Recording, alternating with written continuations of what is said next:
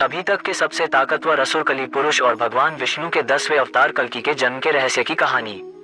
वेदों के अनुसार इस सृष्टि की रचना ब्रह्मा जी ने किया है और इसके पालनहार विष्णु जी है, और जब ये हो जाता है तब भोलेनाथ भगवान शिव शंकर इस सृष्टि का विनाश कर देते हैं। परंतु हम रचना और विनाश के बीच इसके की बात करते हैं। इस यानी इस सृष्टि को चलाए रखने के लिए भगवान विष्णु का अवतार होते रहता है। भगवान विष्णु के 10 अवतार: मत्स्य अवतार, कूर्म अवतार यानी कक्ष अवतार कछुआ, वराह अवतार नरसिंह, वामन, परशुराम, राम, कृष्ण, बुद्ध अवतार, कल्कि अवतार। अभी तक इनमें से भगवान विष्णु के 9 अवतार इस धरती पर हो चुके हैं, परंतु 10वां अवतार अभी तक नहीं हुआ है, क्योंकि 10वां अवतार कलयुग के अंत में जब सृष्टि में पाप अपने चरम पर होगा तब भगवान विष्णु का अब तक का सबसे शक्तिशाली अवतार का जन्म होगा। कल्कि अवतार के जन्म की भविष्यवाणी। श्रीमद् भगवद गीता में कल्कि अवतार की भविष्यवाणी पहले ही कर दी गई है। भगवान कृष्ण ने गीता में कहा है कि जब जब धरती पर पाप होता है तब तब मैं जन्म लेता हूँ। गीता का वो श्लोक जिसमें भगवान कृष्ण ने अपने जन्म के रहस्य को स्वयं खोला है।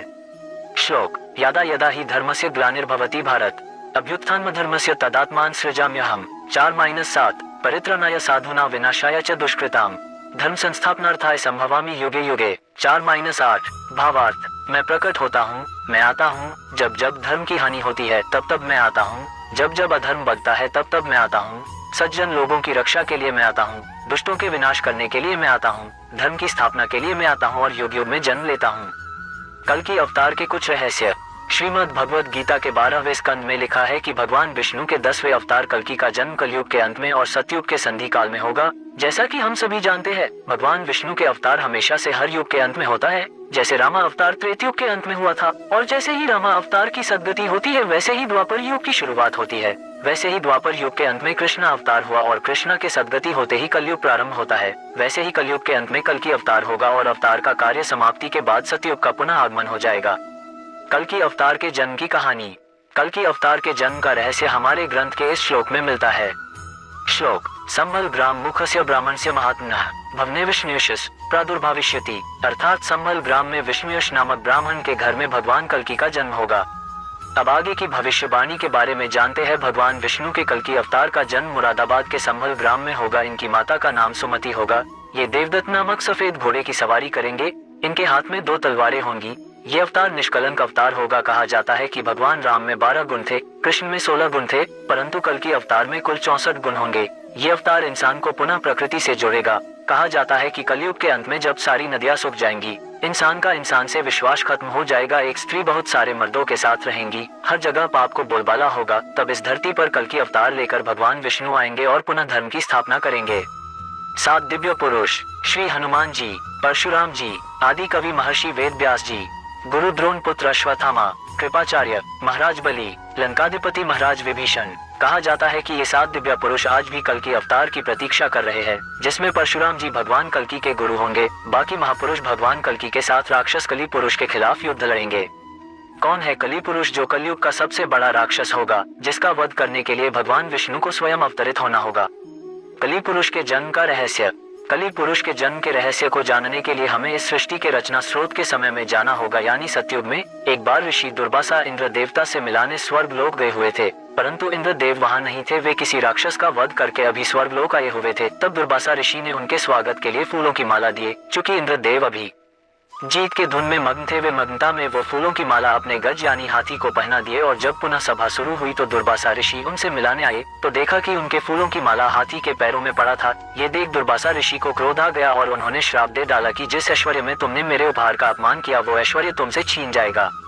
उसके बाद धन और मान की हानि होने लगी, देवता कमजोर होने लगे। तब सभी भगवान विष्णु के पास पहुंचे। भगवान विष्णु ने उन्हें समुद्र मंथन के लिए कहा और बोला कि आप लोगों पुनः पहले जैसा होने के लिए क्षीर सागर के अमृत की आवश्यकता पड़ेगी। चूंकि देवता अभी कमजोर थे, इसलिए इंद्रदेव ने असुरों के राजा बलि से समुद्र मंथन के लिए मदद मांगी। पहले तो राजा बलि ने देवताओं को मना कर दिया। वे जानते थे कि देवता असुरों के साथ छल करेंगे, परंतु शुक्राचार्य के कहने पर राजा बलि इस शर्त पर तैयार हुए कि जो भी समुद्र मंथन में निकलेगा उसका बंटवारा होगा। तब मंदराचल पर्वत को गरुड़ देव ने अपने चोंच में उठाकर क्षीरसागर में रखा और सर्पराज बासुकी को उस पर्वत में लपेटकर रस्से के रूप लिया गया। राक्षस गण बासुकी नाग के मुख की ओर और देवता पूंछ की ओर लगे थे, परंतु मंथन हो नहीं पा रहा था क्योंकि मंदराचल पर्वत का आधार भूमि नहीं रहा था। तब भगवान विष्णु ने कच्छ यानी कछुवे का अवतार लेकर मंदराचल पर्वत को अपने पीठ पर रखा। इस प्रकार मंथन की शुरुआत हुई।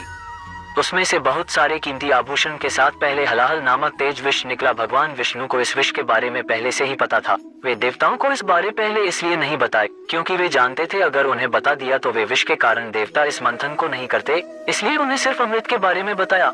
अब चूंकि हलाहल विष निकल गया था और सभी इसके वेग से मूर्छित होने लगे, परंतु शर्त अनुसार इसे आधा देवता तथा आधा असुरों को पीना था, परंतु दोनों में हलाहल विष के इस तेज को सहने की शक्ति नहीं थी। फिर भगवान भोलेनाथ ने भगवान विष्णु के कहने पर विषपान किया, परंतु इस विष के तेज से भोलेनाथ भी जलन से प्रभावित होने लगे। तब शक्ति रूपी देवी पार्वती ने उस विष को अपने हाथों से भोलेनाथ के गले में ही रोक दिया। इस विष के प्रभाव से भोलेनाथ का कंठ नीला पड़ गया। तब से भोलेनाथ का नाम निकंठ पड़ गया। परंतु इस क्रिया में विष की एक बूंद राक्षस कली में मुख में जा गिरा और कली का शरीर तो खत्म हो गया। और फिर आगे जब मंथन हुआ तो उसमें से कामधेनु गाय निकली जिसे ऋषियों ने रखा। उचेश्वर अश्व को राजा बलि ने ग्रहण किया। ऐरावत हाथी को देवताओं के राजा इंद्रा ने ग्रहण किया। कौस्तुभ मणि और शंख को भगवान विष्णु जी ने धारण किया। इसके बाद निकली संजीवनी बूटी, इसे पृथ्वी पर एक सुरक्षित स्थान पर स्थापित किया गया। ये वही संजीवनी बूटी है जिसे रामायण काल में लक्ष्मण को दिया गया था जब उनको मेघनाथ की बर्छी लगी थी। और इसके बाद धन संपदा लेकर लक्ष्मी जी निकली। लक्ष्मी सभी देवता ऋषि मुनि एवं राक्षस लक्ष्मी देवी को रखना चाहते थे, परंतु लक्ष्मी जी ने खुद विष्णु जी को ग्रहण कर लिया। चंद्रमा निकले तो भोलेनाथ ने ग्रहण किया। इसके बाद परिजात वृक्ष और कल्प वृक्ष निकला जिसे स्वर्ग में स्थापित किया गया। फिर निकली रंभा जिसे स्वर्ग अप्सरा बनाकर स्वर्ग में रखा गया। इसके बाद निकली वारुणी देवी यानी सूरा देवी यानी गॉडेस ऑफ अल्कोहल जिन्हें असुरों ने ले लिया। और अंत में भगवान धन्वंतरी अपने हाथों में अमृत कलश लेकर निकले। इसी अमृत की छिन्न छपत में कुछ बूंदे समंदर जा गिरी जो उज्जैन, नासिक और इलाहाबाद में गिरा था। और कहा जाता है कि हर 12 वर्ष पर फिर से वो अमृत प्रकट होता है। उस वक्त स्नान करने से रोग दोष दूर हो जाते हैं। और इसी अमृत की कुछ बूंदे कली पुरुष को भी मिल गई जिससे वो फिर से जीवित हो उठा, परंतु वो भौतिक रूप में ना आ सका। अमृत को बंटवारे के लिए भगवान विष्णु ने मोहिनी रूप ले लिया और सारा अमृत देवताओं को पिला दिया, परंतु राहु और केतु 2 राक्षस देवताओं का रूप लेकर अमृत पी लिए थे। तो भगवान विष्णु ने उनका सर काट दिया, परंतु अमृत पीने के चलते वे अमर हो चुके थे, इसलिए राहु और केतु अब भी पिंड यानी ग्रह रूप में जीवित है। कलयुग के अंत में कली पुरुष भौतिक रूप में आ जाएगा। कली पुरुष अभी भौतिक रूप नहीं आया है, परंतु वो अपनी शक्तियों से इंसान पर काबू पा सकता है और कलयुग के अंत में वो भौतिक रूप में भी आ जाएगा। तब वो पाताल लोक से आसुरी शक्ति को आजाद करके इंसानों पे राज करेगा।